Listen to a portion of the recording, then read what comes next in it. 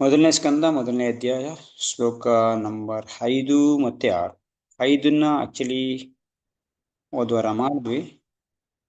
ಹಿಂದಿನ ಕ್ಲಾಸಲ್ಲಿ ಸ್ವಲ್ಪ ಮಾಡಿದೀವಿ, ಅದು ಇವತ್ತು ಸ್ವಲ್ಪ ನೋಡೋಣ. ಅದಕ್ಕಿಂತ ಮುಂಚೆ ಹರಿನಾಮದ್ದು ಮಹಿಮೆನ ಸ್ವಲ್ಪ ತಿಳ್ಕೊಳ್ಳೋಣ. ಒಂದು ಶ್ಲೋಕ ಅಥವಾ ಶ್ಲೋಕ ಹರಿನಾಮದ ಬಗ್ಗೆ ಎಲ್ಲೆಲ್ಲಿ ಏನೇನು ಹೇಳಿದೆ ಅಂತ ನಾವು ನೋಡ್ತಾ ಇದೀವಲ್ಲ, ಅದ್ರ ಬಗ್ಗೆ ಸ್ವಲ್ಪ ತಿಳ್ಕೊಳ್ಳೋಣ. ಸೊ ರಾಮಾಯಣದಲ್ಲಿ ತುಳಸಿದಾಸರು ಹೇಳ್ತಾರೆ.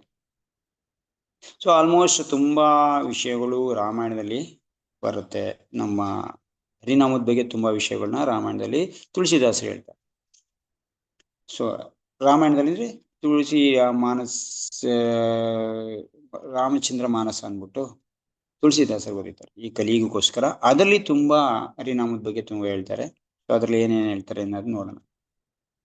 ಸೊ ಹರಿನಾಮದ ಬಗ್ಗೆ ತಿಳ್ಕೊತಾ ಇರ್ಬೇಕಾದ್ರೆ, ಹರಿನಾಮ ಹೆಂಗ್ ಬೇಕಾದ್ರೂ ಭಗವಂತನ ನಾಮ ಯಾವ ತರ ಬೇಕಾದ್ರೂ ಕೂಡ ನಮ್ಗೆ ಮಾಡುತ್ತೆ, ಒಳ್ಳೇದ್ ಮಾಡುತ್ತೆ. ಯಾವ ತರ ಹೇಳಿದ್ರು ಕೂಡ ಮಾಡುತ್ತೆ ಅನ್ನೋದಕ್ಕೆ ಅವ್ರು ಹೇಳ್ತಾರೆ. ಹೇಳಿದ್ರೆ ತುಂಬಾ ಚೆನ್ನಾಗಿರುತ್ತೆ. ಆದ್ರ ಭಾವದಿಂದ ಅದನ್ನ ಒಂದು ಕರೆಕ್ಟ್ ರೀತಿಯಲ್ಲಿ ಹೇಳಿದಾಗ, ಅದಕ್ಕೆ ಮರ್ಯಾದೆ ಕೊಟ್ಟು ಗೌರವದಿಂದ ಹೇಳಿದಾಗ ಅದು ತುಂಬಾ ಪರಿಣಾಮ ಬೀರುತ್ತೆ. ಬಟ್ ಆದ್ರೆ ಆತರ ಇಲ್ದೇನೂ ಕೂಡ ಯಾವುದೋ ಒಂದು ವಿಷಯಕ್ಕೆ ಇದನ್ನು ಹೇಳಿದ್ರು ಕೂಡ ಇದು ತುಂಬಾ ಪರಿಣಾಮ ಬೀರುತ್ತೆ ಅನ್ನೋದಕ್ಕೆ ತುಳಸಿದಾಸರು ಅದಕ್ಕೊಂದು ಹೇಳ್ತಾರೆ. ಏನ್ ಹೇಳ್ತಾರೆ? ಬಿಬಸಹಿ ಜಾನು ನಾಮ ನರ ಕಹಾಯಿ ಕಹಾಯಿ ಜನ್ಮ ಅನೇಕ ರಚಿತ ಅಗ ದಹಾಯಿ. ಬಿಬಸಹಿ ಜಾನು ನಾಮ ನರ ಕಹಾಯಿ ಜನ್ಮ ಅನೇಕ ರಚಿತ ಅಗ ದಹಾಯಿ. ಸಾದರ ಸುಮಿರನ ಜೋ ನರ ಕರಹಿ ಭವಭಾರಿದಿ ಗೋಪದ ಹಿಮ ತರಹಿ.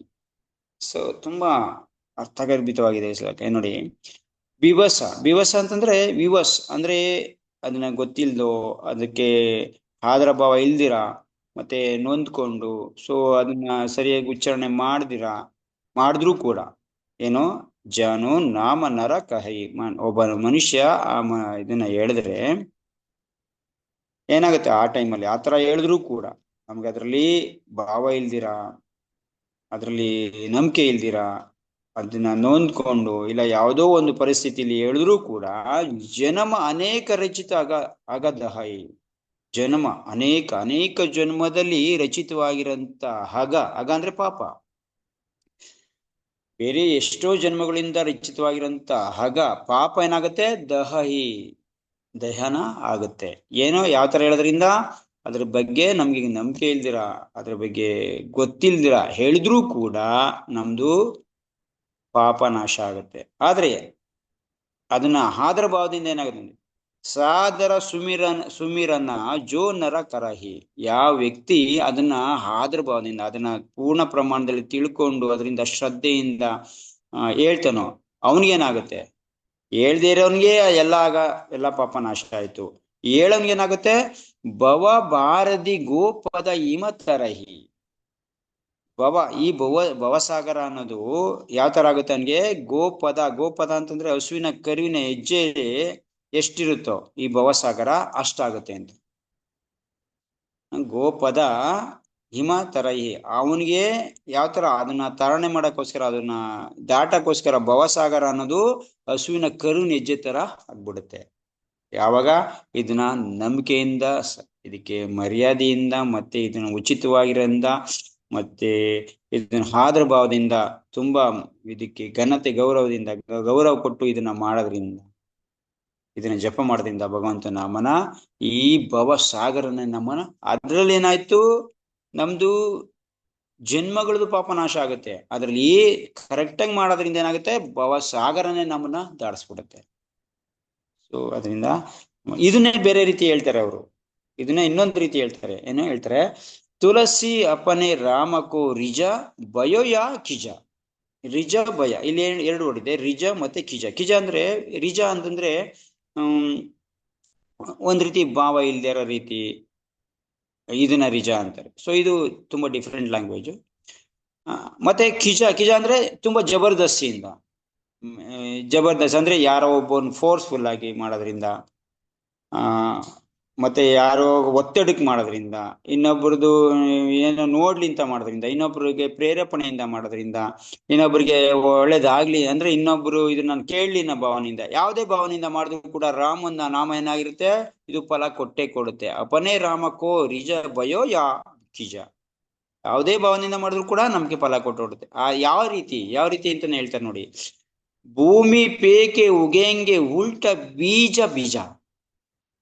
ಏನ್ ಹೇಳ್ತಾರೆ ನೋಡಿ, ಬೀಜ ಯಾವ ತರ, ಅಕಸ್ಮಾತ್ ಒಂದು ಬೀಜನ ನಿಮ್ಗೆ ಸ್ಲೈಡ್ ಅಲ್ಲಿ ಬರ್ತಾ ಇದೆ ನೋಡಿ, ಒಂದು ಬೀಜನ ನೀವು ಭೂಮಿಗೆ ಉಲ್ಟ ಹಾಕಿದ್ರು ಕೂಡ ಅದೇನಾಗುತ್ತೆ, ಅದು ಸೀದಾನೇ ಮೇಲ್ ಬರುತ್ತೆ, ಉಲ್ಟಾ ಕೆಳಗಡೆ ಹೋಗಲ್ಲ. ಅದು ನೀವು ಉಲ್ಟಾ ಅಕಸ್ಮಾತ್ ಮೊಳಕೆ ಬರೋದನ್ನ ಕೆಳಗಡೆ ಮಾಡಿ ಹಾಕಿದ್ರು ಕೂಡ ಅದು ತಿರುಕೊಂಡು ಮೇಲಕ್ಕೆ ಬರುತ್ತೆ ಹೊರತು ಕೆಳಗಡೆಗೆ ಹೋಗಲ್ಲ ಅದು.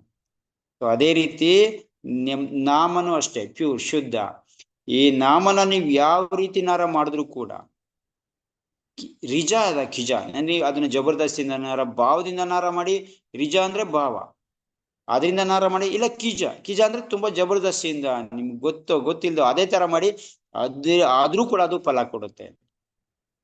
ಹಂಗನ್ಬಿಟ್ಟು ನಾವ್ ಯಾಕೆ ಹೆಂಗ್ ಬೇಕಾದ್ರೆ ಮಾಡೋಣ ಅಂತ ಇಲ್ಲ. ಇಲ್ಲಿ ನಮ್ಗೆ ಹೆಂಗ್ ಬೇಕಾದ್ರೆ ಮಾಡ್ಬೇಕಾದ್ರೆ ಸರಿ ಮಾಡಿದ್ರೆ ಏನಾಯ್ತು, ಅಲ್ಲಿ ನಮ್ಗೆ ಈ ಭೌತಿಕ ಪ್ರಪಂಚದಿಂದಾನೇ ಪಾರಾದ್ವಿ. ಆದ್ರೆ ಹೆಂಗೆ ಮಾಡಿದ್ರು ಕೂಡ ಏನಾಗ್ತಾ ಇದೆ, ಬರುತ್ತೆ, ಆದ್ರೆ ಲೇಟ್ ಆಗುತ್ತೆ. ಬೀಜ ಕೂಡ ಉಲ್ಟಾ ಹಾಕಿದ್ರು ಕೂಡ ಬೀಜ ಬರುತ್ತೆ, ಬಸ್ ಸ್ವಲ್ಪ ಲೇಟ್ ಆಗುತ್ತೆ ಅಲ್ವಾ. ಸೊ ಅದೇ ತರ ಇಲ್ಲಿಗೆ ನಾವು ಯಾವಾಗ ಆದರ ಭಾವದಿಂದ ಮಾಡ್ತೀವಿ, ಅದಕ್ಕೆ ನಮ್ಗೆ ತಿಳ್ಕೊಂಡು ಅದಕ್ಕೆ ನಮ್ರತೆಯಿಂದ ಮತ್ತೆ ಒಂದು ಆದರ ಭಾವದಿಂದ ಮಾಡ್ತೀವೋ, ಅವಾಗ ನಮ್ಗೆ ಅದ್ರದ್ದು ಮಹತ್ವ, ಅದ್ರದ್ದು ಫಲ ಜಾಸ್ತಿ ಅಂತ. ಸೊ ಏನು ಇದ್ರ ಜೊತೆ ಹರಿನಾಮನ ನಾವು ಒಂದು ಆದರ ಭಾವದಿಂದ ಮಾಡೋದು ಒಂದು ಏನು, ಇದ್ರ ಅರ್ಥ ಏನು, ನಾಳೆ ತಿಳ್ಕೊಳ್ಳೋಣ. ಓಕೆ, ಜಾಸ್ತಿ ಆಗುತ್ತೆ. ಹರಿನಾಮದ ಬಗ್ಗೆ ಒಂದು 5 ನಿಮಿಷ ಮಾತ್ರ ನಮ್ಗೆ ಟೈಮ್ ಇರೋದು, ಒಂದು 5-10 ನಿಮಿಷ. ಸೊ ಅದರಿಂದ ಮುಂದಿನ ನಾಳೆ ತಿಳ್ಕೊಳ್ಳೋಣ ಅದನ್ನ. ಯಾಕೆಂದ್ರೆ ಡೈಲಿ ಇರುತ್ತೆ, ಸ್ವಲ್ಪ ಲಿಂಕ್ ಇರುತ್ತೆ, ಆ ಲಿಂಕ್ ಮೇಲೆ ನೀವು ಹೋಗ್ತಾ ಇದ್ರೆ ಎಲ್ಲ ತಿಳ್ಕೊಬೋದು. ಓಕೆ, ಸೊ ಜಸ್ಟ್ ಇದನ್ನ ನಾವು ನೋಡಿ, ಇದ್ರದ್ದು ನಾನು ಮುಂಚೆನೆ ಮತ್ತೆ ಸ್ಪಷ್ಟ ಮಾಡ್ತಾ ಇದ್ದೀನಿ. ಇದನ್ನ ಪೂರ್ತಿ ಪ್ರಮಾಣದಲ್ಲಿ ನಾವು ಇದನ್ನ ಡೀಪ್ ಆಗಿ ಚರ್ಚೆ ಮಾಡ್ತಾ ಇಲ್ಲ, ಯಾವ ವಿಷಯನೂ ಕೂಡ. ಜಸ್ಟ್ ಲೈಟ್ ಆಗಿ ನಮ್ಗೆ ಎಷ್ಟು ಬೇಕು ಅಷ್ಟನ್ನ ಮಾತ್ರ ಚರ್ಚೆ ಮಾಡ್ತಾ ಇರೋದು, ಅಷ್ಟನ್ನ ಮಾತ್ರ ಹೇಳ್ತಾ ಇರೋದು. ಅದೇ ಭಾಗವತಂ ಇದೂನು ಅಷ್ಟೇ, ನಾವು ಯಾವುದೇ ಒಂದು ಶ್ಲೋಕದ ಬಗ್ಗೆ ಡೀಪ್ ಆಗಿ ನಾವು ಮಾಡ್ತಾ ಇಲ್ಲ. ಸೊ ಅದನ್ನ ಲೈಟ್ ಆಗಿ ಏನ್ ಬೇಕೋ ಅದನ್ನ ತಿಳ್ಕೊತಾ ಇದೀವಿ. ಭಾಗವತಮಲ್ಲಿ ಏನಿದೆ, ಜಸ್ಟ್ ಏನಿದೆ ಮೇಲ್ಗಡೆ ನೋಟಕ್ಕೆ ಏನಿದೆ ಅನ್ನೋದು ಮಾತ್ರ ತಿಳ್ಕೊತಾ ಇದೀವಿ, ಅದ್ರ ಬಗ್ಗೆ ಮಾತ್ರ ಚರ್ಚೆ ಇರುತ್ತೆ. ಸೊ ಇದನ್ನ ಡೀಪ್ ಆಗಿ ಕೇಳಿದ್ರೆ ಬೇರೆ ಕಡೆ ನಾವು ಕೇಳ್ಬೇಕಾಗತ್ತೆ, ಗುರು ಮುಖಾಂತರ, ಆಚಾರ್ಯ ಮುಖಾಂತರ ನಾವು ಕೇಳ್ಬೇಕಾಗತ್ತೆ. ಇವಾಗ 5ನೇ ಶ್ಲೋಕ ನೆನ್ನೆ ಮಾಡಿದೀವಿ ಸ್ವಲ್ಪ ಮೊನ್ನೆ ಕ್ಲಾಸಲ್ಲಿ. ಸೊ ಆದ್ರೂ ಇನ್ನೊಂದ್ಸರಿ ಅದನ್ನ ಸ್ಲೈಡ್ ಅಲ್ಲಿ ನೋಡೋಣ ಏನಂತ. ಶ್ಲೋಕ 5ರಲ್ಲಿ ಶ್ರೀಮದ್ ಭಾಗವತಂ ಸ್ಕಂದ 1 ಅಧ್ಯಾಯ 1 ಶ್ಲೋಕ ನಂಬರ್ 5.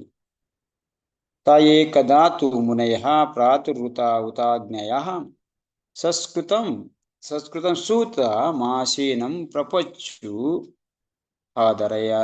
ಇದಂ ಆದರಾತ್. ಏನ್ ಹೇಳ್ತಾ ಇದ್ರೆ, ಒಂದು ದಿನ ಅಗ್ನಿಗೆ ಆಮಿಷವನ್ನು ಅರ್ಪಿಸಿ ತಮ್ಮ ಪ್ರಾತಃ ಕಾಲದ ಕಾರ್ಯಗಳನ್ನು ಮುಗಿಸಿದ ಬಳಿಕ ಮಹರ್ಷಿಗಳು ಶ್ರೀಲ ಸೂತ ಗೋಸ್ವಾಮಿಯವರಿಗೆ ಗೌರವಾಸನವೊಂದನ್ನು ನೀಡಿ ಅತ್ಯಂತ ಆದರಪೂರ್ವಕವಾಗಿ ಈ ಮುಂದಿನ ವಿಷಯಗಳನ್ನು ಕುರಿತು ಪ್ರಶ್ನೆಯನ್ನು ಕೇಳಿದರು. ಸೊ ಇಲ್ಲಿ 3 ವಿಷಯ ಇದೆ. ಒಂದು, ಬೆಳಗಿನ ಜಾವ ಎಲ್ಲ ಕಾರ್ಯನ ಮುಗಿಸ್ತಾರೆ, ಏನೇನು ಹೋಮ ಮಾಡ್ತಾ ಇದಾರೋ ಅವರು ಕಾರ್ಯ ಮಾಡ್ತಾರೆ, ಪೂಜಾ ಕಾರ್ಯ ಎಲ್ಲ ಮುಗಿಸ್ತಾರೆ. ಆಮೇಲೆ ಅವರು ಸೂತ ಗೋಸ್ವಾಮಿಗಳನ್ನ ಮಾಡ್ಕೊಂಡು ಅವ್ರಿಗೆ ಗೌರವಾಸನ ನೀಡ್ತಾರೆ. ಯಾಕೆ ಆಸನ ನೀಡ್ತಾ ಇದ್ದಾರೆ? ಶ್ರೀಮದ್ ಭಾಗವತಂ ಕೇಳಕ್ಕೆ, ನಮ್ಮ ಶಾಸ್ತ್ರದ ಬಗ್ಗೆ ಅಧ್ಯಯನ ಮಾಡೋಕ್ಕೋಸ್ಕರ ಅವ್ರಿಗೆ ಆಸನ ಕೊಡ್ತಾ ಇದ್ದಾರೆ. ಸೊ ಯಾವ ತರ? ಆದರ ಪೂರ್ವಕವಾಗಿ, ಸೊ ನಮ್ರತೆಯಿಂದ ಅವ್ರಿಗೆ ಕುರಿತು ಪ್ರಶ್ನೆ ಮಾಡ್ತಾ ಇದ್ದಾರೆ. ಮತ್ತೆ 3 ವಿಷಯ. ಒಂದು, ಬೆಳಗಿನ ಜಾವ, ಇದರಲ್ಲಿ 3 ಪಾಯಿಂಟ್ ಇದೆ.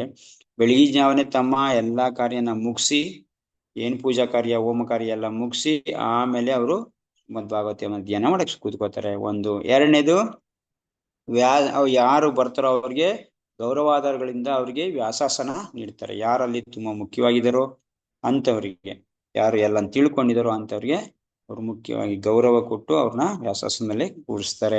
ಎರಡನೇದು, ಅವ್ರಿಗೆ ಪ್ರಶ್ನೆ ಮಾಡ್ತಾರೆ. ಸೊ ಪ್ರಶ್ನೆ ಮಾಡೋದ್ರಿಂದ ಅವ್ರಿಗೆ ಏನ್ ಹೇಳ್ಬೇಕು ಅಂತ ಗೊತ್ತಾಗುತ್ತೆ, ಅದನ್ನ ಮಾಡೋಕ್ಕೋಸ್ಕರ ಅವ್ರಿಗೆ ಪ್ರಶ್ನೆ ಮಾಡ್ತಾರೆ. ನಮ್ರತೆಯಿಂದ, ವಿನಯಪೂರ್ವಕವಾಗಿ, ಆದರಪೂರ್ವಕವಾಗಿ ಅವ್ರಿಗೆ ಪ್ರಶ್ನೆನ ಮಾಡ್ತಾರೆ. ಸೊ ಪ್ರಭುಪಾದ ಇದು ಕೇಳ್ತಾರೆ, ಧಾರ್ಮಿಕ ವಿಧಿಗಳನ್ನ ನಡ್ಸಕ್ಕೋಸ್ಕರ ನಮ್ಗೆ ಬೆಳಗಿಂದು ಸಮಯ ತುಂಬಾ, ಆಗ ನಾವು ಬೆಳಗಿನ ಸಮಯ ಈ ಕಾಲದಲ್ಲಿ ನಾವು ಮಾಡ್ತೀವೋ ಅದಕ್ಕೆ ತುಂಬಾ ಮಹತ್ವ ಇದೆ. ಬ್ರಹ್ಮ ಮುಹೂರ್ತ ಅಂತ ಹೇಳ್ತೀವಲ್ಲ, ಈ ಕಾಲದಲ್ಲಿ ನಾವು ಆಧ್ಯಾತ್ಮಿಕ ಕ್ರಿಯೆನ ಮಾಡಬೇಕು ಅಂತ. ಸೊ ಇದು ಮೊನ್ನೆ ಹೇಳಿದ್ದೀನಿ. ಸೊ ಎರಡು ಶ್ಲೋಕ ಮಾಡೋದ್ರಿಂದ ಸ್ವಲ್ಪ ಬೇಗ ಹೇಳ್ತೇನೆ 5ನೇ ಶ್ಲೋಕನ. ಸೊ 2ನೇದು ಶ್ರೀಮದ್ ಭಾಗವತ ಬೋಧಕರು ಏನು ವೇದವ್ಯಾಸರು ಶ್ರೀಮದ್ ಭಾಗವತನ ಹೇಳ್ತಾ ಇದ್ದಾರೆ. ಈ ಪ್ರತಿಯೊಬ್ಬರು ಇವಾಗ ಶ್ರೀಮದ್ ಭಾಗವತಂನ ಯಾರು ಅಧಿಕೃತವಾಗಿ ಹೇಳಕ್ ಹೋಗ್ತಾ ಇದಾರೆ ಅವರೆಲ್ಲರೂ ಯಾರ ಪ್ರತಿನಿಧಿ? ವೇದವ್ಯಾಸರ ಪ್ರತಿನಿಧಿ ಆಗಿರ್ತಾರೆ. ಸೊ ವೇದವ್ಯಾಸರು ಏನ್ ಹೇಳಿದರೋ ಆ ವಿಷಯನ ಇಟ್ಕೊಂಡು ಅವರ ವಿಷಯದ ಮೇಲೆ ಇದನ್ನ ನಿರೂಪಣೆ ಮಾಡಬೇಕು ಅನ್ನೋದು ಪ್ರಭುಪಾದ ಹೇಳ್ತಾ ಇರೋದು. ಅವ್ರ ಪ್ರತಿನಿಧಿ ಆಗಿದ್ದಾರೆ. ವಿಷಯ ವಸ್ತುನ ಇಟ್ಕೊಂಡು ಅದಕ್ಕೆ ತಕ್ಕನಾಗಿರುವಂತ ವ್ಯಾಖ್ಯಾನ ಮಾಡಬೇಕು ಅಂತ ಪ್ರಭುಪಾದ ಹೇಳ್ತಾರೆ. ಅವ್ರ ಪ್ರತಿನಿಧಿ ಅಂತ ಹೇಳ್ತಾ ಇದ್ದಾರೆ. ಮತ್ತೆ ಯಾರು ಈ ವಿಷಯನ ಹೇಳಕ್ ಹೋಗ್ತಾರೋ ಅವರು ಗೋಸ್ವಾಮಿಗಳಾಗಿರ್ಬೇಕು. ಗೋಸ್ವಾಮಿ ಅಂದ್ರೆ ಅರ್ಥ ಗೋ ಅಂದ್ರೆ ಇಂದ್ರಿಯಗಳು, ಸ್ವಾಮಿ ಅಂದ್ರೆ ಅದನ್ನ ಗೆದ್ದವರು. ಯಾರು ತಮ್ಮ ಇಂದ್ರಿಯಗಳನ್ನ ಗೆದ್ದಿರ್ತಾರೋ ಅಂತವ್ರು ಇದನ್ನ ಹೇಳಕ್ಕೆ ಅರ್ಹತೆ ಪಡೆದಿದ್ದಾರೆ ಅಂತ ಕೂಡ ಹೇಳ್ತಾರೆ. ಸೊ ಮತ್ತೆ ಇಂದಿನ ಆಚಾರ್ಯರ ಪತನ ಬಿಡಬಾರ್ದು. ಅವ್ರು ಇಂದಿನ ಆಚಾರ್ಯರು ಹೇಳಿದಾರೋ ಅದ್ರ ಮೇಲೆ ಅವರು ಟೀಕೆ ಮಾಡ್ಬೇಕು, ಅದ್ರ ಮೇಲೆ ಅವರು ಹೇಳ್ತಾ ಹೋಗ್ಬೇಕೆ ಹೊರತು ಇವ್ರದೇ ಆದಂತ ಯಾವುದು ಇವ್ರಿಗೆ ಇಷ್ಟ ಬಂದಂತ ಪಾಯಿಂಟ್ಗಳನ್ನ ಹೇಳಬಾರ್ದು. ಸೊ ಅದು ತುಂಬಾ ಮುಖ್ಯ. ಇಂದಿನ ಆಚಾರ್ಯರದು ಅನುವಾದ ಇಟ್ಕೊಂಡು ಇಂದಿನ ಆಚಾರ್ಯರು ಏನ್ ಬರ್ದಿದಾರೋ ಅದನ್ನ ಅನುವಾದ ಮಾಡಿ ನಾವ್ ಹೇಳ್ಬೇಕೆ ಹೊರತು ನಮ್ದೇ ಆದಂತ ವಿಚಾರನ ಅಲ್ಲಿ ತರಬಾರ್ದು ಅಂತ. ಏನು ಉದಾಹರಣೆ ಹೇಳ್ಬೋದಷ್ಟೇ ಹೊರತು ಈಗಿನ ಕಾಲಕ್ಕೆ ಆಗಂತ ಕೆಲವೊಂದು ಉದಾಹರಣೆಗಳು ಅವ್ರ ಜೀವನದಲ್ಲಿ ನಡೆದಂತ ಘಟನೆಗಳನ್ನ ಅದಕ್ಕೆ ಮುಖ್ಯ ಪಾಯಿಂಟ್ಗೆ ಹೋಲಿಕೆ ಆಗಂತ ತರ ಮತ್ತೆ ಮುಖ್ಯ ಪಾಯಿಂಟ್ಗೆ ಮೂಲ ವಸ್ತುಗಳಿಗೆ ಅಡಚಣೆ ಬರ್ದಂಗೆ ನಿರೂಪಣೆ ಮಾಡ್ಬೇಕೆ ಹೊರತು ವಿಷಯನೇ ಚೇಂಜ್ ಮಾಡಂಗಿಲ್ಲ. ಸೊ ಈಗ ಯಾವ ತರ ಅಂತ ಇದ್ರು ಇದು ಇಂದಿನ ಆಚಾರ್ಯರು ಭಕ್ತಿ ಸಿದ್ಧಾಂತ ಸರಸ್ವತಿ ಠಾಕೂರು 64 ರೌಂಡ್ ಜಪ ಹೇಳಿದ್ರು. ಪ್ರಭುಪಾದ ಅದನ್ನ ಏನ್ ಮಾಡಿದ್ರು, ಈ ಕಲಿಯುಗಕ್ಕೆ ತಕ್ಕನಾಗಿ 16 ರೌಂಡ್ ಇಳಿಸಿದ್ರು. ಹಂಗಾದ್ರೆ ಇದು ತುಂಬಾ ಹೆಚ್ಚು ಕಡಿಮೆ ಆಗ್ಲಿಲ್ವಾ ಅಂತ ನಾವು ಕೇಳ್ಬೋದು. ಆಗಿಲ್ಲ. ಯಾಕೆ ಅಂತಂದ್ರೆ ಮುಖ್ಯ ವಿಷಯ ಏನು, ಪ್ರಭುಪಾದ ಏನ್ ಮಾಡಿದ್ರು, ಕಲಿಯುಗದಲ್ಲಿ 64 ರೌಂಡ್ ಒಬ್ಬ ವ್ಯಕ್ತಿ ಜಪ ಮಾಡೋದು ತುಂಬಾ ಅಸಾಧ್ಯವಾಗಿರೋಂಥ ಕೆಲಸ. ಸೊ ಅದು ತುಂಬಾ ಆಗೋದಿಲ್ಲ. ಸೊ ಆಗಿನ ಕಾಲ ಸ್ವಲ್ಪ ಜನ ಸ್ವಲ್ಪ ಸಾತ್ವಿಕ ಜನ ಇದ್ರು, ಮಾಡ್ತಾ ಇದ್ರು. ಆದ್ರೆ ಕಲಿಯುಗ ಬರ್ತಾ ಜಾಸ್ತಿ ಅಧ್ವಾನ ಆಗಿರೋದ್ರಿಂದ ಇದು ಆಗೋದಿಲ್ಲ ಅಂತ ತಿಳ್ಕೊಂಡು ಪ್ರಭುಪಾದ ಏನ್ ಮಾಡಿದ್ರು, 16 ರೌಂಡ್ ಜಪ ಮಾಡಿ, ಅಂದ್ರೆ 4ರಷ್ಟು ಕಡಿಮೆ, 1ರಷ್ಟು 4 ಅಂದ್ರೆ 16 4 64 ರೌಂಡ್ 1 ಭಾಗಕ್ಕೆ ಇಳಿಸಿ 16 ರೌಂಡ್ ಮಾಡಿ ಮಿಕ್ಕಿದ ಸಮಯನ ನೀವು ಏನ್ ಮಾಡಿ ಭಗವಂತನ ಬೇರೆ ಬೇರೆ ಕಾರ್ಯಕ್ಕೋಸ್ಕರ ಯೂಸ್ ಮಾಡಿ ಅಂತ ಬಂದ್ರು. ಸೊ ಇಲ್ಲಿ ನೋಡಿ ಮುಖ್ಯ ವಿಷಯ ಏನು, ಭಗವಂತ ನಾಮ ಜಪ ಮಾಡ್ಬೇಕು. ಭಗವಂತನ ನಾಮ ಜಪ ಕಡಿಮೆ ಮಾಡಿ ಅದೇ ಜಪದ ತರನೇ ಬೇರೆ ಕಾರ್ಯ ಮಾಡಿ ನೀವು. ಅಂದ್ರೆ ಭಗವಂತನಿಗೋಸ್ಕರ ಅಡಿಗೆ ಮಾಡಿ, ಭಗವಂತಂದು ಬುಕ್ ಸೇಲ್ ಮಾಡಿ, ಭಗವಂತನ ಬಗ್ಗೆ ಇರೋದನ್ನ, ಇಲ್ಲ ಭಗವಂತನ ಬಗ್ಗೆ ಕೀರ್ತನ್ ಮಾಡಿ, ಪ್ರವಚನ ಮಾಡಿ, ಪ್ರಚಾರ ಮಾಡಿ. ಸೊ ಇದೆಲ್ಲರೂ ಭಗವಂತನಿಗೆ ಸಂಬಂಧಪಟ್ಟಂತ ಕಾರ್ಯಗಳು. ಸೊ ಅದನ್ನ ಮಾಡಿ ಅಂತ ಪ್ರಭುಪಾದ ಹೇಳಿದ್ರು. ಸೊ ಮುಖ್ಯ ವಿಷಯಕ್ಕೆ ಧಕ್ಕೆ ಆಗ್ಲಿಲ್ಲ. ಸೊ ಈ ತರ ಮಾಡ್ಬೋದೇ ಹೊರತು ಬೇರೆ ನಮ್ದೇ ಆದಂತ ವಿಷಯಗಳನ್ನ ತರಬಾರ್ದು. ಸೊ ಮತ್ತೆ ಲಾಸ್ಟು ಇದ್ರಲ್ಲಿ 5ನೇ ಹೇಳುತ್ತೆ ಪ್ರಶ್ನೆ ಮಾಡಬೇಕು ಅಂತ. ಸೊ ನಾವು ಯಾವುದೇ ಅದಕ್ಕೆ ಸಂಬಂಧಪಟ್ಟಂಗೆ ನಮಗೆ ಗೊತ್ತಿಲ್ಲ ಅಂತಂದ್ರೆ ಅದನ್ನ ಪ್ರಶ್ನೆ ಮಾಡಬೇಕು. ಪ್ರಶ್ನೆ ಮಾಡಕ್ಕೆ ನಾವು ವಿನಯಪೂರ್ವಕವಾಗಿ ಪ್ರಶ್ನೆ ಮಾಡಬೇಕು. ಅದನ್ನ ಸಮಂಜಸವಾಗಿ ವಿಷಯನ ತಿಳ್ಕೊಳಕ್ಕೋಸ್ಕರ ಪ್ರಶ್ನೆ ಮಾಡಬೇಕು. ಮತ್ತೆ ಪ್ರವಚನಕಾರರಿಗೆ ಇದನ್ನ ಅವಮಾನ ಮಾಡಕ್ಕಾಗ್ಲಿ, ಪ್ರವಚನಕಾರರಿಗೆ ಇದು ಗೊತ್ತೋ ಗೊತ್ತಿಲ್ವೋ ಅಂತ ಕೇಳಕ್ಕಾಗ್ಲಿ ಮಾಡಬಾರ್ದು. ಸೊ ಅವ್ರಿಗೆ ಯಾವುದೇ ರೀತಿ ವಿಷಯ ವಸ್ತುನ ಬೇರೆ ಕಡೆ ಎಳ್ಕೊಂಡು ಹೋಗಕ್ಕಾಗ್ಲಿ, ಅವ್ರನ್ನ ದಾರಿ ತಪ್ಸಕ್ಕಾಗ್ಲಿ, ಮತ್ತೆ ಬೇರೆ ಯಾವುದೇ ಇದರಿಂದ ನಾವು ಪ್ರಶ್ನೆ ಮಾಡಬಾರ್ದು. ವಿನಯಪೂರ್ವಕವಾಗಿ ನಮ್ರತೆಯಿಂದ ಪ್ರಶ್ನೆ ಸಮಂಜಸವಾಗಿರ್ಬೇಕು. ಮತ್ತೆ ಪ್ರಶ್ನೆಗಳು ಅದ ವಿಷಯಕ್ಕೆ ತಕ್ಕನಾಗಿರ್ಬೇಕು. ಸುಮ್ಮನೆ ಎಲ್ಲಿಂದ ಎಲ್ಲಿಗೋ ಪ್ರಶ್ನೆ ಕೇಳೋದಾಗ್ಲಿ ಆತರ ಮಾಡಬಾರ್ದು. ಸೊ ಸವಾಲ್ ಹಾಕೋ ತರ ಪ್ರಶ್ನೆ ಇರಬಾರ್ದು. ಪ್ರವಚನಕಾರರಿಗೆ ಇಲ್ಲ ನಮ್ಮ ಗ್ರಂಥಗಳಿಗೆ ಸವಾಲ್ ಹಾಕೋ ತರ ಪ್ರಶ್ನೆ ಇರಬಾರ್ದು. ತಿಳ್ಕೋಬೇಕು, ನಾನು ಆಚರಣೆ ಮಾಡಕ್ಕೋಸ್ಕರ ನಾನು ತಪ್ಪು ತಿಳ್ಕೊಂಡಿದ್ದೀನಿ, ಇಲ್ಲ ಸರಿಯಾಗಿ ತಿಳ್ಕೊಂಡ್ರೆ ಸರಿನಾ ಅಂತ ಕ್ಲಾರಿಫೈ ಮಾಡ್ಕೊಳಕ್ಕೆ, ಅದನ್ನ ಸರಿಯಾದ ರೀತಿ ಅರ್ಥ ಮಾಡ್ಕೊಳಕ್ಕೋಸ್ಕರ ಪ್ರಶ್ನೆ ಮಾಡಬೇಕು ಅನ್ನೋದು ತುಂಬಾ ಮುಖ್ಯ. ಸೊ ಪ್ರಶ್ನೆ ಮಾಡೋದ್ರಿಂದ ತುಂಬಾ ವಿಷಯಗಳು ಗೊತ್ತಾಗುತ್ತೆ. ಸೊ ಅದನ್ನ ಇನ್ನೊಂದ್ಸರಿ ಚರ್ಚೆ ಮಾಡೋಣ. ಓಕೆ, ಇವತ್ತು ಮತ್ತೆ 6ನೇ ಶ್ಲೋಕ.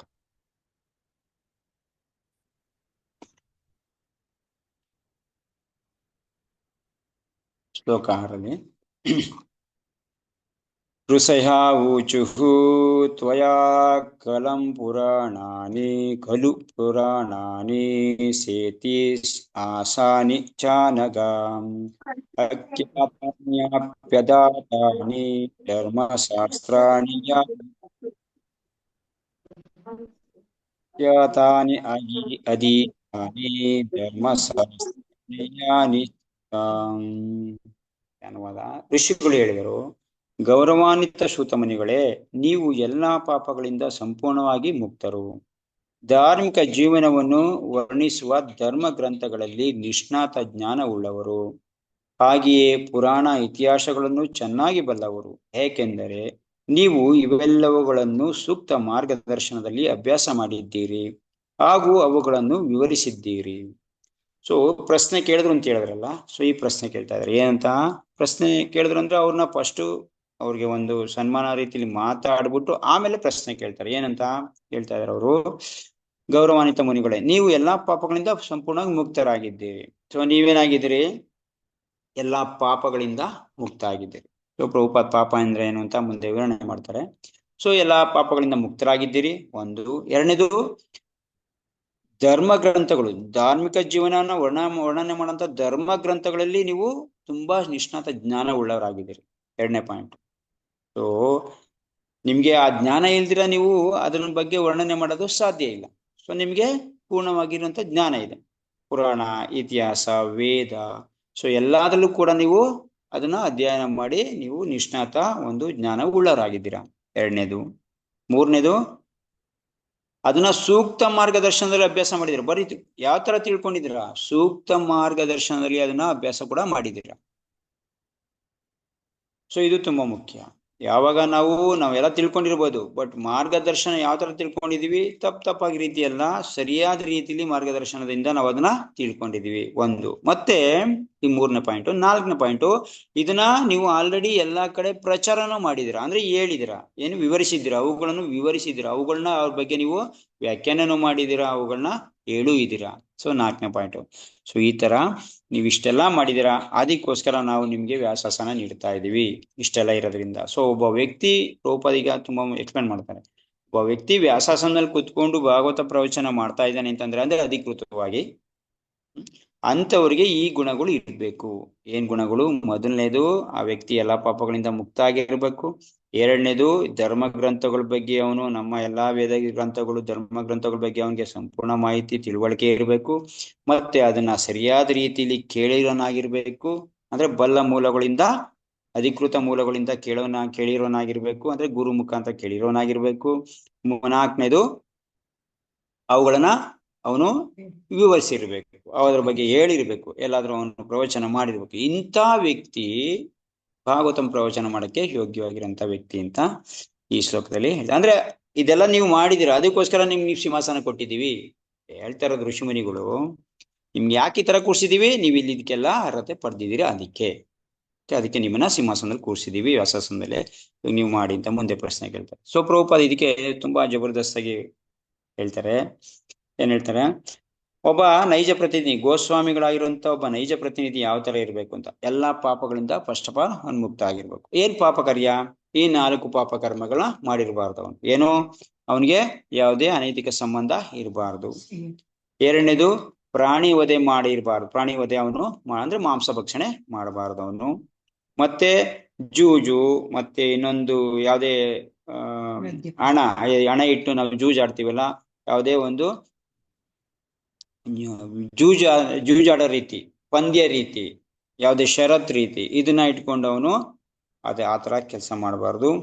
ಮತ್ತೆ ಮದ್ಯಪಾನ, ಯಾವುದೇ ನಶೆ ಬರೋಂತ ಮದ್ಯಪಾನ, ಪಾನ್ ಗುಟ್ಕಾ ಇರ್ಬೋದು, ಸಿಡಿ ಸಿಗರೇಟ್ ಇರ್ಬೋದು, ಇಲ್ಲ ಲಿಕ್ಕರ್ ಕುಡಿಯೋದಿರ್ಬೋದು, ಇದ್ಯಾವುದು ಅವನಿಗೆ ಇರಬಾರ್ದು. ಈ 4 ಪಾಪ ಕರ್ಮಗಳೇನು ಕಲಿಯುಗದ ತುಂಬಾ ಪ್ರಮುಖವಾಗಿರುವಂತ ಪಾಪ ಕರ್ಮಗಳು, ಇದನ್ನ ಅವನು ಮಾಡಿರ್ಬಾರ್ದು. ಈ ತರ ವ್ಯಕ್ತಿ ವ್ಯಾಸಾಸನದಲ್ಲಿ ಕೂತ್ಕೊಂಡು ಏನು ಪ್ರವಚನ ಮಾಡಬಾರ್ದು ಅಂತ. ಓಕೆ, ಈ ಮೇಲೆ ಹೇಳಿದ ಎಲ್ಲಾ ಪಾಪಗಳಿಂದ ಮುಕ್ತನಾಗಿರ್ಬೇಕು ಒಬ್ಬ ವ್ಯಕ್ತಿ. ಭಾಗವತಂ ಬಗ್ಗೆ ಅಧಿಕೃತವಾಗಿ ಹೇಳಂತ ವ್ಯಕ್ತಿ ಈ ತರ ಪಾಪಗಳಿಂದ ಮುಕ್ತನಾಗಿರ್ಬೇಕು. ಇಂತಹ ಎಲ್ಲಾ ಪಾಪಗಳಿಂದ ಮುಕ್ತನಾಗಿರುವಷ್ಟೇ ಅಂತ ಹೇಳಿ ಅಪೌರುಷ ನಮ್ಮ ಧರ್ಮ ಗ್ರಂಥಗಳು ಹೇಳ್ತವೆ.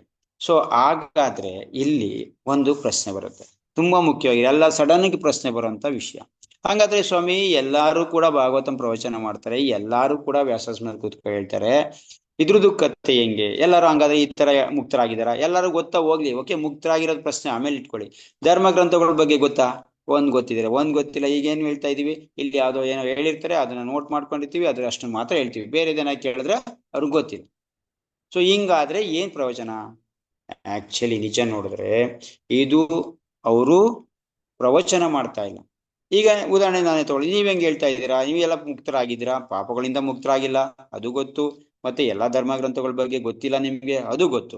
ಹೆಂಗೆ ಮತ್ತೆ ನೀವ್ ಹೇಳ್ತೀರಾ ಅಂತ? ನಾವು ಪ್ರವಚನ ಅಧಿಕೃತವಾಗಿ ಪ್ರವಚನ ಮಾಡ್ತಾ ಇಲ್ಲ, ನಾವು ಜಸ್ಟ್ ಡಿಸ್ಕಸ್ ಮಾಡ್ತಾ ಇರೋದು ಈ ತರ ವಿಷಯ ಇದೆ ಅಂತ. ಅಧಿಕೃತವಾಗಿ ಹೇಳ್ತಾ ಇರೋದಲ್ಲ ಇದು. ಈ ತರ ವಿಷಯ ಇದೆ, ನಾವೆಲ್ಲರೂ ಇದನ್ನ ಕೇಳಬೇಕು ಅಂತ ಹೇಳ್ತಾ ಇರೋದಷ್ಟೇ, ಓದ್ತಾ ಇರೋದಷ್ಟೇ. ನಾವು ಪ್ರವಚನ ಮಾಡ್ತಾ ಇಲ್ಲ ಇಲ್ಲಿ. ಅದ್ರ ಬಗ್ಗೆ ನಾವು ಪೂರ್ಣ ಪ್ರಮಾಣದಲ್ಲಿ ಈ ತರ ಇರ್ಬೇಕಾದ್ರೆ ಪ್ರವಚನ ಮಾಡೋರಲ್ಲ ನಾವು. ಏನ್ ಮಾಡೋದು, ಜಸ್ಟ್ ನಿಮ್ ತರನೇ ನಾವು ಡಿಸ್ಕಸ್ ಮಾಡ್ತಾ ಇರೋದು ಇದನ್ನ. ಏನಂತ? ಸೊ ಒಂದು ಈ ತರ ವಿಷಯ ಇದೆ, ಇದನ್ನ ನಾವು ತಿಳ್ಕೊಬೇಕು. ಮುಂದೆ ನಾವು ಗುರು ಹತ್ರ ಇಲ್ಲಿ ಇನ್ನೊಬ್ರು ಆಚಾರ್ಯರ ಹತ್ರ ಇಲ್ಲಿ ಇದನ್ನ ಕೇಳಬೇಕು, ಮಾಡ್ಬೇಕು ಅಂತ ಓದ್ತಾ ಇರೋದಷ್ಟೇ. ಇದನ್ನ ಡಿಸ್ಕಸ್, ಜಸ್ಟ್ ಅದನ್ನ ವಾದ, ಸ್ವಲ್ಪ ಅದು ವಾದ ವಿವಾದ ಅಲ್ಲ, ಜಸ್ಟ್ ಅದ್ರ ಬಗ್ಗೆ ಚರ್ಚೆ ಮಾಡ್ತಾ ಇರೋದು. ಈ ತರ ಇದೆ, ಈ ತರ ಮಾಡ್ಬೇಕು ನಾವು ಅಂತ. ನಾವು ಹೇಳ್ತಾ ಇರೋನು ಕೂಡ ನಮ್ಮ ಇದಕ್ಕೆ ನಾನು ಹೇಳ್ತಾ ಇರೋದು, ನಾವು ಪ್ರವಚನಕಾರ, ಅಧಿಕೃತ ಪ್ರವಚನಕಾರರಲ್ಲ.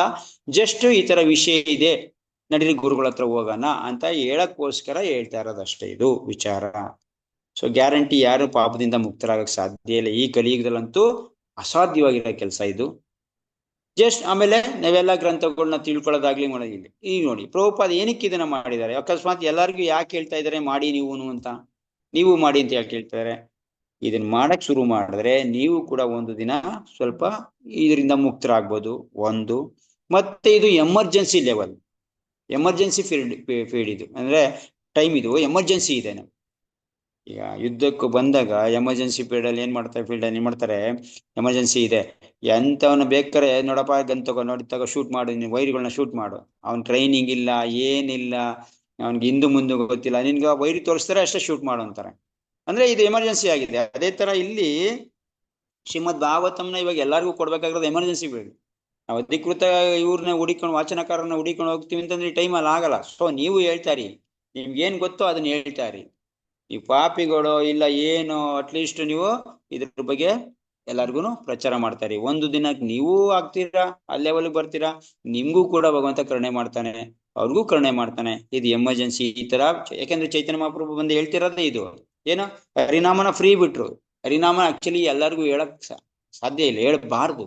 ಅಂದ್ರೆ ಒಬ್ಬ ಯಾರಿಗೆ ಅಸೂಯೆ ಇರುತ್ತೋ ಭಗವಂತನ ಮೇಲೆ, ಅವನ್ಗೆ ಇದ್ರ ಬಗ್ಗೆ ಹೇಳ್ಬಾರ್ದು. ಆದ್ರೆ ಏನ್ ಮಾಡಕ್ಕಾಗಲ್ಲ ಈ ಟೈಮಲ್ಲಿ, ಎಲ್ಲ ಅಸೂಯೆ ಇರೋರು ಎಲ್ಲಾರು ಅದೇ ತರ ಇರೋ, ಏನ್ ಮಾಡಕ್ಕಾಗಲ್ಲ ಈ ಟೈಮಲ್ಲಿ ಹೇಳ್ತಾ ಇದ್ರು. ಆ ದೃಷ್ಟಿಯಿಂದ ನಾವು ಇದನ್ನ ಹೇಳ್ತಾ ಇದೀವಿ ಹೊರತು ಇದರಲ್ಲಿ ನೀವು ತುಂಬಾ ಇದನ್ನ ಮಾಡ್ಕೊಂಡು ಪ್ರಶ್ನೆ ಕೇಳೋದು ಬೇಡ, ಇಲ್ಲ ಇದ್ರ ಬಗ್ಗೆ ತುಂಬಾ ವಿಶ್ಲೇಷಣೆ ಮಾಡೋದು ಬೇಡ. ಜಸ್ಟ್ ನಾವು ಇದನ್ನ ತಿಳ್ಕೊಳಕ್ಕೋಸ್ಕರ, ಡಿಸ್ಕಸ್ ಮಾಡಕ್ಕೋಸ್ಕರ, ಎಮರ್ಜೆನ್ಸಿ ಇದಾಗಿರೋದ್ರಿಂದ, ಟೈಮ್ ಆಗಿರೋದ್ರಿಂದ ಇದನ್ನ ಹೇಳ್ತಾ ಇರೋದು. ಇಲ್ಲಾಂದ್ರೆ ಪ್ರಭುಪಾದ ಏನ್ ಹೇಳ್ತಾ ಇದ್ರು ಅರ್ಹತೆ ಇಲ್ಲ ಯಾವನ್ಗುನು. ಹಂಗಾದ್ರೆ ಹುಡಿಕೊಂಡು ಹೋಗ್ಬೇಕಾಗತ್ತೆ ನವರತೆ ಇರೋನ ಯಾರನ್ನ, ನಮ್ ಗುರು ಮಹಾರಾಜ್ ಹತ್ರ ಕೇಳ್ಬೇಕಾಗತ್ತೆ. ಎಲ್ಲಿ? ಬರೀ ವಿಡಿಯೋದಿಲ್ಲ, ಅಲ್ಲಿ ಇಲ್ಲಿ. ಸೊ ನಮ್ಗೆ ಡೈರೆಕ್ಟ್ ಆಗಿ ನಮ್ಗಿದು ಸಿಗದೇ ಇಲ್ಲ.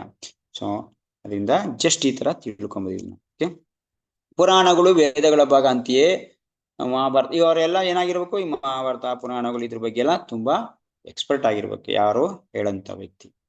ಸೊ ಇವುಗಳನ್ನು ಓದೋಕೆ ನೋಡಿ, ಇನ್ನೊಂದು ಪ್ರಭುಪಾದ ಹೇಳ್ತಾರೆ, ಇವುಗಳನ್ನು ಓದುವುದಕ್ಕಿಂತ ನಮ್ಮ ರಾಮಾಯಣ ಮಹಾಭಾರತ ಇವೆಲ್ಲ ಓದೋದ್ಕಿನ್ನ ಶ್ರವಣ ಮಾಡ್ಬೇಕು, ಅದನ್ನ ಹೇಳ್ಬೇಕು ನೀವು. ಫಸ್ಟ್ ಆಫ್ ಆಲ್ ಇದನ್ನ ನೀವು ಶ್ರವಣ ಮಾಡ್ಬೇಕು. ಯಾರಿಂದ? ಬಲ ಮೂಲಗಳಿಂದ ಮತ್ತೆ ಅಧಿಕೃತ ಮೂಲಗಳಿಂದ ಇದನ್ನ ಶ್ರವಣ ಮಾಡ್ಬೇಕು, ಮತ್ತೆ ಅದನ್ನ ವಿವರಿಸ್ಬೇಕು, ಅದನ್ನ ಹೇಳ್ಬೇಕು ನೀವು. ಅವಾಗ ನಿಮ್ಗೆ ಹೆಚ್ಚು ಮಹತ್ವ. ಇದು ಓದಕ್ಕಿಂತ, ಈ ಗ್ರಂಥನ ಓದೋದ್ಕಿಂತ ಇದನ್ನ ಕೇಳ್ಬೇಕು ಅನ್ನೋದು ಇದೇ ಮಹತ್ವಪೂರ್ಣವಾಗಿರೋದು. ಅದಕ್ಕೆ ಶ್ರವಣ ಕೀರ್ತನ ಫಸ್ಟೇ ಶ್ರವಣ ಬರೋದು. ಶ್ರವಣ ಮಾಡ್ಬೇಕು ಇದನ್ನ. ನಾವು ಓದೋದ್ಗೆ ನಿಮಗೆ ಬೇಕಾದ್ರೆ ಇದೇ ಶ್ಲೋಕಗಳ ನೀವು ಮನೇಲಿ ಕೂತ್ಕೊ ಓದಿ, ಏನ್ ಇಲ್ಲಿ ಹೇಳ್ತಾ ಇದೀವ ಕೇಳಿ, ಅವಾಗ ನಿಮ್ಗೆ ಹೆಂಗ ಅರ್ಥ ಆಗುತ್ತೆ ನೋಡಿ. ನಾವು ಮನೇಲಿ ಕುತ್ಕೋಬೋದು. ಇದು ಎಲ್ಲಾರ ಅನುಭವ ಕೂಡ. ಪ್ರಭು ನನ್ಗೆ ಅರ್ಥನೇ ಆಗಿಲ್ಲ ಇದುವರೆಗೂ, ಇದು ನಮ್ಗೆ ಅರ್ಥನೇ ಆಗಿಲ್ಲ. ಈವನ್ ಇವತ್ತು ಕೂಡ ನೀವು ಮೊದಲನೇ ಅಧ್ಯಾಯ ಮೊದಲನೇ ಶ್ಲೋಕ ಭಗವದ್ಗೀತೆಯಲ್ಲಿ ತೆಗೆದು ನೋಡಿ, ಅದ್ರಲ್ಲೂ ಕೂಡ ಇವತ್ತು ಪಾಯಿಂಟ್ ಇರ್ತವೆ. ನೀವು ಕೇಳಿದ್ರೆ 25 ಸರಿ ಓದಿ ನೀವು, ನಿಮ್ಗೆ ಅರ್ಥ ಆಗೋದಷ್ಟೇ. ಒಂದ್ಸರಿ ಕೇಳಿ. ಸೊ ಅದರಿಂದ ನಾವು ಕೇಳ್ಬೇಕು. ಫಸ್ಟ್ ಆಫ್ ಆಲ್ ನಾವು ಕೇಳ್ಬೇಕು. ಇದಕ್ಕೆ ಯಾಕೆ ಒತ್ತು ಕೊಡ್ತಾ ಇದೀವಿ, ನೀವು ಕೇಳಿ ಕೇಳಿ ಕೇಳಿ ಅಂತ, ಇದಕ್ಕೋಸ್ಕರನೇ. ಇದನ್ನ ನಾವು ಬಲ್ಲ ಮೂಲಗಳಿಂದ ಇದನ್ನ ಶ್ರವಣ ಮಾಡ್ಲೇಬೇಕು.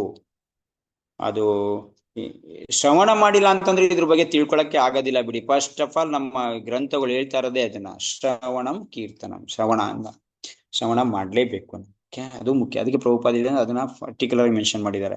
ಸೊ ಓದೋದ್ಕಿನ್ನ ಇದನ್ನ ನೀವು ಶ್ರವಣ ಮಾಡೋದು, ವಿವರಿಸೋದು ತುಂಬಾ ಮಹತ್ವಪೂರ್ಣ. ಅಪೌರುಷ ಧರ್ಮ ಗ್ರಂಥಗಳ ಜ್ಞಾನವನ್ನು ಶ್ರವಣದ ಮೂಲಕ ಹಾಗೂ ವಿವರಣೆಗಳ ಮೂಲಕ ಜೀರ್ಣಿಸಿಕೊಳ್ಳಬಹುದು. ಅಪೌರುಷ ಧರ್ಮ ಗ್ರಂಥ ಇದೆ. ಅಪೌರುಷ ಅಂದ್ರೆ ಇದು ಇವನ ಪುರುಷ ಅಂದ್ರೆ ಒಬ್ಬ ವ್ಯಕ್ತಿ. ಅಪೌರುಷ ಅಂದ್ರೆ ಪುರುಷ ಅಲ್ದಿರಂತ ವ್ಯಕ್ತಿ. ಇದನ್ನ ಮಾಡಿರೋದು ಯಾರು? ಪುರುಷ ಅಲ್ದಿರಂತ ವ್ಯಕ್ತಿ. ಅಂದ್ರೇನು? ಭಗವಂತನಿಂದನೇ ಬಂದಿರೋದು. ಈ ಧರ್ಮ ಗ್ರಂಥಗಳನ್ನ ಏನ್ ಮಾಡ್ಬೇಕು? ಜ್ಞಾನವನ್ನು ಶ್ರವಣದ ಮೂಲಕ ನಾವು ಜೀರ್ಣ ಮಾಡ್ಕೋಬಹುದು. ಇದು ಓದೋದ್ರಿಂದ ನಮ್ಗೆ, ಇದು ನೋಡೋದ್ರಿಂದ ಇದು ಆಗಲ್ಲ, ಜೀರ್ಣ ಆಗಲ್ಲ. ಇದು ಶ್ರವಣದ ಮುಖಾಂತರ ಜೀರ್ಣ ಆಗುತ್ತೆ. ಸೊ ಶ್ರವಣ ಮಾಡೋನು ಯಾವ ತರ ಮಾಡಿಸ್ತಾನೆ ಇದನ್ನ? ನಿಮ್ಗೆ ಜೀರ್ಣ ಆಗತ್ರ, ನಿಮ್ಗೆ ಅರ್ಥ ಆಗತ್ರ ಇದನ್ನ ಮಾಡಿಸ್ತಾನೆ, ಹೇಳ್ತಾನೆ. ಅದರಿಂದ ಇದು ಅವಾಗ ನಮ್ಗೆ ಅರ್ಥ ಆಗುತ್ತೆ, ಅಂದ್ರೆ ಜೀರ್ಣ ಆಗುತ್ತೆ ಅಂತ. ಕೇಳುವಿಕೆಯನ್ನು ಶ್ರವಣ ಎಂದು, ವಿತರಣೆ ವ್ಯಾಖ್ಯಾನವನ್ನು ಕೀರ್ತನ ಎಂದು ಕರೆಯಲಾಗಿದೆ. ಕೇಳನ್ನ ಏನ್ ಮಾಡ್ತಾ ಇದ್ದೀವಿ? ಶ್ರವಣ ಅಂತ ಇದೀವಿ. ವಿವರಣೆ ವ್ಯಾಖ್ಯಾನ ಮಾಡೋದನ್ನ ಏನ್ ಮಾಡ್ತಾ ಇದೀವಿ? ಕೀರ್ತನ. ಮತ್ತೆ ತಿರ್ಗಿ ಅದನ್ನ ಆಡೋದು, ಮುಖಾಂತರ ಆಡೋದು, ಮತ್ತೆ ತಿರ್ಗಿ ಅದನ್ನ ಮನನ ಮಾಡೋದು, ಮತ್ತೆ ತಿರ್ಗಿ ಅದನ್ನ ಹೇಳೋದು ಇನ್ನೊಬ್ಬರಿಗೆ ನಾವು ಕೇಳಿದ್ಮೇಲೆ, ಇದನ್ನ ಹೇಳ್ತಾ ಇದೀವಿ ಕೀರ್ತನೆ ಅಂತ ಹೇಳ್ತಾರೆ. ಶ್ರವಣ ಮತ್ತು ಕೀರ್ತನೆಗಳ ಪ್ರಗತಿಶೀಲ ಆಧ್ಯಾತ್ಮಿಕ ಜೀವನಕ್ಕೆ ಅತ್ಯಂತ ಮಹತ್ವದ 2 ಮಾರ್ಗಗಳು. ನಾವು ಆಧ್ಯಾತ್ಮಿಕ ಜೀವನದಲ್ಲಿ ಮುಂದುವರಿಬೇಕಾದ್ರೆ ಇವೆರಡನ್ನ ಎಸ್ಪೆಷಲಿ ಇಟ್ಕೋಬೇಕು. ಒಂದು ಶ್ರವಣ, ನಾವು ಕೇಳ್ಬೇಕಿದನ್ನ. ಎಲ್ಲಿ ಕೇಳೋದು? ಅಧಿಕೃತ ಮೂಲದಿಂದ ಕೇಳಬೇಕು. ಯಾರು ಇದ್ರ ಬಗ್ಗೆ ಗುರು ಪರಂಪರೆಯಿಂದ ಬಂದಿದಾರೋ ಅಂತವ್ರಿಂದ ಕೇಳಬೇಕು. ಒಂದು. ಸೊ ಯಾವ ಗುರು ಪರಂಪರೆ ಅಂತಂದ್ರೆ, ಈಗ ಇಸ್ಕಾನ್ ಅಂತಂದ್ರೆ ಇಸ್ಕಾನ್ ಭಕ್ತರಿಂದ ಇದನ್ನ ನಾವು ಕೇಳಬೇಕು. ಬೇರೆ ಕಡೆಯಿಂದ ಕೇಳಿದ್ರೆ ಇದ್ರದ್ದು ಅರ್ಥನೇ ಬೇರೆ ಆಗ್ತದೆ. ನಮ್ದು ಮೂಮೆಂಟ್ ಅಲ್ಲಿ ನಾವೇನ್ ಇದ್ ಮಾಡ್ತಾ ಇದೀವಿ, ಇದನ್ನ ಭಕ್ತಿಯಿಂದ ತಗೋತಾ ಇದೀವಿ, ಭಾವದಿಂದ ತಗೋತಾ ಇದೀವಿ. ಅಂದ್ರೆ ಭಕ್ತಿ ಭಾವದಿಂದ ಇದನ್ನ ಸ್ವೀಕಾರ ಮಾಡ್ತಾ ಇದೀವಿ. ಆದ್ರೆ ಬೇರೆ ಬೇರೆ ಮಾರ್ಗಗಳಲ್ಲಿ ಇದನ್ನ ಬೇರೆ ಬೇರೆ ರೀತಿ ತಗೋತಾರೆ. ಕೆಲವೊಬ್ರು ಜ್ಞಾನ ಮಾರ್ಗದಿಂದ ತಗೋತಾರೆ, ಕೆಲವೊಬ್ರು ಭಕ್ತಿ ಅದ್ರಲ್ಲಿ ಮಿಕ್ಸೇ ಆಗಲ್ಲ ತುಂಬಾ. ನಾವು ಏನೇ ನೀವು ಪ್ರಭುಪಾದ ಪರ್ಪಡೋದಿ ಪ್ರತಿ ಒಂದ್ ವರ್ಡ್ಗುನು ಭಕ್ತಿ ಸೇವೆ ಅಂತಾನೆ ಪ್ರಭುಪಾದ ಜೋಡಿಸ್ತಾರೆ. ಅಂದ್ರೆ ನೀನ್ ಏನೇ ಮಾಡ್ಬೇಕಾದ್ರೆ ಇದನ್ನ ಭಕ್ತಿಯಿಂದನೇ ಮಾಡ್ಬೇಕು. ಸೊ ಬೇರೆ ಒಂದು ವಿಷಯ ಕೇಳಿದ್ರು ಭಕ್ತಿಯಿಂದನೇ ಮಾಡ್ಬೇಕು. ಅದಕ್ಕೆ ಪ್ರಭುಪಾದ ಇವತ್ತು ಬಂದಿದ್ಯಾ, ಅವನು ಕೂಡ ಬೇಕಾದ್ರೆ ಪೂಜೆಗೆ ಹೋಗ್ಬೋದು. ಅಂದ್ರೆ ಇದ್ರ ಭಕ್ತಿ, ನಿನ್ಗೆ ಮನಸ್ಸು ಚೇಂಜ್ ಮಾಡೋಂಥ ರೀತಿ ಅಷ್ಟೇ ಇದು. ಬೇರೆಯವರಲ್ಲೇ ಸ್ವಲ್ಪ ಅದಾಗಬೇಕು, ಇದಾಗಬೇಕು, ಸೊ ಎಲ್ಲ ತುಂಬಾ ರಿಸ್ಟ್ರಿಕ್ಷನ್ ಇರುತ್ತೆ. ಸೊ ಆತರ ಇಲ್ಲ. ಸೊ ಇದು ಭಕ್ತಿದು ಮಾರ್ಗ ಆಗಿರೋದ್ರಿಂದ ಇದಕ್ಕೆ ಟೈಮ್ ಇಲ್ಲ. ಅದಕ್ಕೆಲ್ಲ ನಾವು ನಿಮ್ಗೆ ಉಪನಯನ ಆಗ್ಬೇಕು, ಅದಾಗ್ಬೇಕು, ಜನವಾರ ಆಗ್ಬೇಕು, ನೀನ್ ಬ್ರಾಹ್ಮಣ ಆಗ್ಬೇಕು, ಇದಕ್ಕೆ ಯಾವ್ದಕ್ಕೂ ಟೈಮ್ ಇಲ್ಲ. ಈಗ ಟೈಮಲ್ಲಿ ಅದಾಗಕ್ಕೆ ತುಂಬಾ ಲೇಟ್ ಆಗುತ್ತೆ. ಅದರಿಂದ ಪ್ರಭುಪಾದ ಡೈರೆಕ್ಟ್ ಆಗಿ ಇದನ್ನ ಹೇಳ್ತಾ ಇದ್ದಾರೆ. ಇವತ್ತು ಬಂದವನು ಕೂಡ ನೀನು ಇವತ್ತು ಅವನು ಶುದ್ಧ ಭಕ್ತನ ತರನೇ ಆಕ್ಟಿಂಗ್ ಮಾಡ್ಬೋದು. ಆತರ ಒಂದು ಲೆವೆಲ್ ನ ಸೃಷ್ಟಿ ಮಾಡ್ಕೊಟ್ಟಿದ್ದಾರೆ ಪ್ರಭುಪಾದ ನಮ್ಗೆ. ಸೊ ಅದು ಕೂಡ ನಡೀತಾ ಇದೆ, ಕಾರ್ಯರೂಪದಲ್ಲಿ ಕೂಡ ಅದು ನಡೀತಾ ಇದೆ ಈ ಕಾಲದಲ್ಲಿ. ಅದನ್ನ ನೋಡ್ಬೋದು ನಾವು. ಸೊ ಅದಕ್ಕೆ ನಾವು ಮುಖ್ಯನೋ ಶ್ರವಣ ಮತ್ತೆ ಕೀರ್ತನ, ಅದನ್ನ ಹೇಳೋದು, ಅದನ್ನ ಪ್ರಚಾರ ಮಾಡೋದು. ಇದು ಆಧ್ಯಾತ್ಮಿಕ ಜೀವನದಲ್ಲಿ 2 ತುಂಬಾ ಮಹತ್ವವಾಗಿರುವಂತ ಮಾರ್ಗ. ನಾವು ಮುಂದುವರಿಬೇಕಾ? ಶ್ರವಣ ಮಾಡ್ಲೇಬೇಕು. ಎರಡನೇದು ಕೀರ್ತನ. ಅದನ್ನ ಸ್ವಲ್ಪ ಇನ್ನ ಮುಂದುವರಿಸ್ಬೇಕಾ? ಇದನ್ನ ಕೀರ್ತನೆ ಮಾಡಿ. ಕೀರ್ತನೆ ಅಂತಾನು ಅದ್ರ ಬಗ್ಗೆ ನೀವು ಹಾಡಾಡೋದು ಕೀರ್ತನೆ, ಅದ್ರ ಬಗ್ಗೆ ಇನ್ನೊಬ್ಬರಿಗೆ ಹೇಳೋದು ಕೀರ್ತನೆ, ಅದನ್ನ ನೀವು ಮನನ ಮಾಡೋದು ಕೀರ್ತನೆ, ಅದ್ರ ಬಗ್ಗೆ ನೀವು ಓದೋದು ಕೀರ್ತನೆ ಅಂತಂದ್ರೆ ಅದನ್ನ ಮತ್ತೆ ತಿರ್ಗಾ ರಿಪೀಟ್ ಮಾಡೋದೇ ಕೀರ್ತನೆ. ಸೊ ಈ ತರ ಶ್ರವಣ ಮತ್ತೆ ಕೀರ್ತನ ತುಂಬಾ ಮುಖ್ಯವಾಗಿರಂತ 2 ಮಾರ್ಗ ನಾವು ಆಧ್ಯಾತ್ಮಿಕದಲ್ಲಿ ಮುಂದುವರಿಬೇಕಾರೆ. ಯಾರು ವಿನೀತ ಭಾವದಿಂದ ಸರಿಯಾದ ಮೂಲಗಳಿಂದ ಪಾರಮಾರ್ಥಿಕ ಜ್ಞಾನವನ್ನು ಗ್ರಹಿಸುತ್ತಾರೋ ಅಂತವರು ಮಾತ್ರ ಶ್ರೀಮದ್ ಭಾಗವತದ ವಿಷಯ ನಿರೂಪಣೆ ಸಾಧ್ಯ.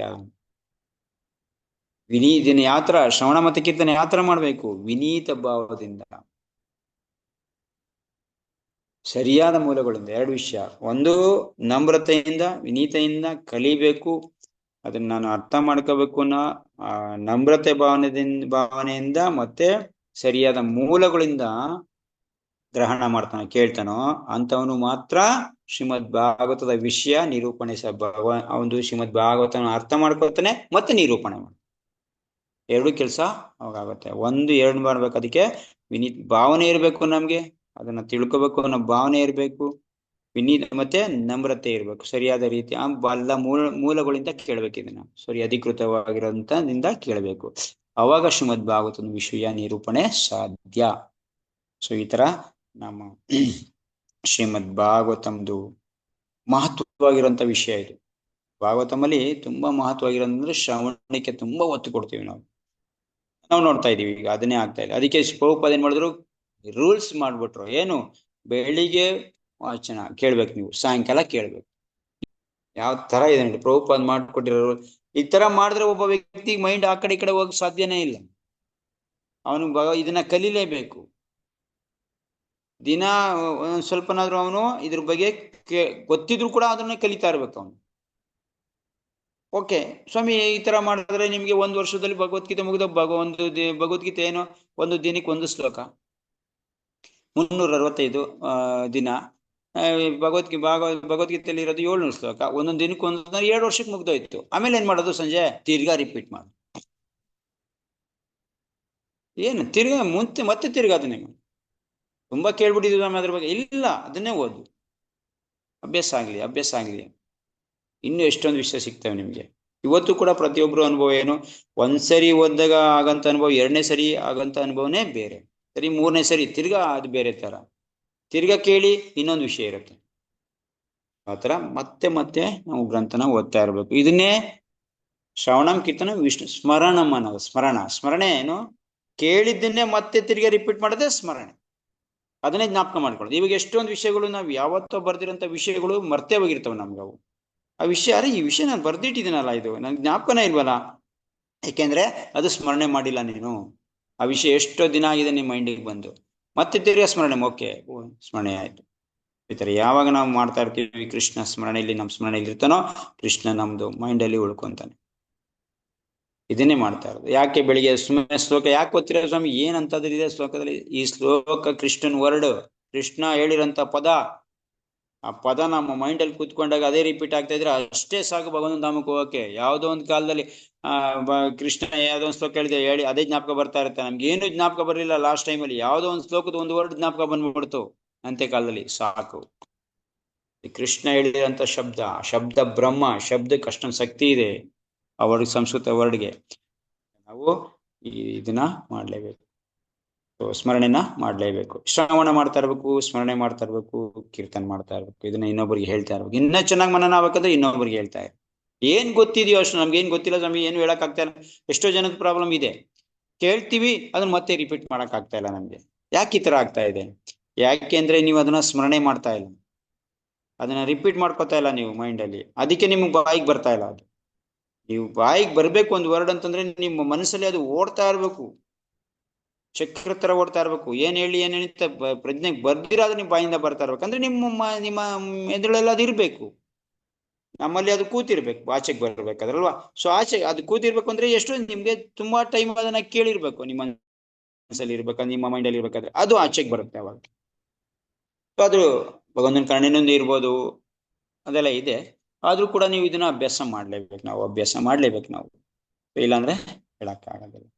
ಇದರಿಂದ ತುಂಬಾ ಮುಖ್ಯವಾಗಿರುವಂತಹ ವಿಷಯಗಳು. ಸೊ ನೋಡಿ, ಭಾಗವತ ಜಸ್ಟ್ ನಾವು ಇದನ್ನ ಡೀಪ್ ಆಗಿ ಹೋಗಿದ್ರೆ ಮೇಲ್ ತಿಳ್ಕೊಂಡ್ರೆ ಎಷ್ಟು ವಿಷಯ ಇದೆ, ಬರೀ ಮೇಲ್ಮೇಲಕ್ಕೆ ಎಷ್ಟೊಂದು ವಿಷಯ ಇದೆ. ಅದಕ್ಕೆ ಇದನ್ನ ಪರಿಪೂರ್ಣವಾದ ಧರ್ಮ. ಪ್ರಭುಪಾದ ಬರ್ದಿರೋದಂತೂ ನಮ್ಗೆ ಅಲ್ಲಲ್ಲೇ ಗೊತ್ತಾಗ್ಬಿಡ್ತೈತೆ ಏನು ಇದು ಅಂತ. ಪರ್ಪೋರ್ಟ್ ಇದ್ರೆ ನೀವು ಶ್ಲೋಕ ಓದ್ಕೊಂಡು ಹೋದ್ರೆ ಬರೀ ಟೈಮ್ ನಮ್ದು ಓಕೆ, ಏನೋ ಒಂದು ಸ್ವಲ್ಪ ಮೇಲ್ಗಡೆ ಅರ್ಥ ಆಯ್ತು, ಅಷ್ಟೇ ಅರ್ಥ ಆಯ್ತು, ಸಾಧ್ಯ ಇಲ್ಲ. ಅದಕ್ಕೆ ಪ್ರಭುಪಾದ ಪರ್ಪೋರ್ಟ್ನ ನಾವು ಡೀಪ್ ಆಗಿ ಸ್ಟಡಿ ಮಾಡಬೇಕು. ಅಟ್ಲೀಸ್ಟ್ ಏನ್ ಡೀಪ್ ಆಗಿಲ್ಲ, ಜಸ್ಟ್ ಪ್ರಭುಪಾದ ಇದನ್ನ ಸೂಕ್ಷ್ಮ ಓದಿದ್ರೆ ಸಾಕು, ಅಲ್ಲೇ ಒಂದು ಪಾಯಿಂಟ್ ಸಿಗುತ್ತೆ, ಅದೇ ಸಾಕು ನಮ್ಗೆ. ಬೇರೆ ಏನು ಅದರಿಂದ ನಾವು ಆ ಕಡೆಯಿಂದ ಈ ಕಡೆ ತಂದು ಇದನ್ನ ತಂದ ಮಹಾಭಾರತ ತಂದು ರಾಮಾಯಣ ತಂದು ಹೇಳೋಂಥ ಶ್ಲೋಕ ಬೇಕಾಗಿಲ್ಲ. ಹೇಳಿದ್ರೆ ತಪ್ಪಿಲ್ಲ, ತುಂಬಾ ಒಳ್ಳೇದು. ಆದ್ರೂ ಕೂಡ ಸದ್ಯಕ್ಕೆ ನಾವು ತಿಳ್ಕೊಳ್ಳೋದ್ರಲ್ಲಿ ವಿಷಯ ಸಾಕು. ಅದಕ್ಕೆ ನಾವು ಅದು ಇಷ್ಟನ್ನೇ ಚರ್ಚೆ ಮಾಡ್ತಾ ಇರೋದು. ಸೊ ಇದ್ರ ಬಗ್ಗೆ ಕಾನ್ಸಂಟ್ರೇಷನ್ ಮಾಡಿ ಫಸ್ಟ್ ಶ್ರೀಮದ್ ಭಾಗವತಂದು ಮೇಲ್ಗಡೆ ವಿಷಯ ನಾವು ತಿಳ್ಕೊಳ್ಳೋಣ, ಮಿಕ್ಕಿದೆಲ್ಲ ಆಮೇಲೆ ಆಗ್ಲಿ. ಓಕೆ, ಸೊ ಇಲ್ಲಿಗೆ ಶ್ರೀಮದ್ ಭಾಗವತ ವಾಚನ ನಿಲ್ಸೋಣ. ಮುಂದೆ ಏನಾರು ಇದ್ರೆ ಮತ್ತೆ ಏನೋ ಪ್ರಶ್ನೆ ಇದ್ರೆ ಇಲ್ಲ ಏನಾರು ಇದ್ರೆ ಡಿಸ್ಕಸ್ ಮಾಡುವ.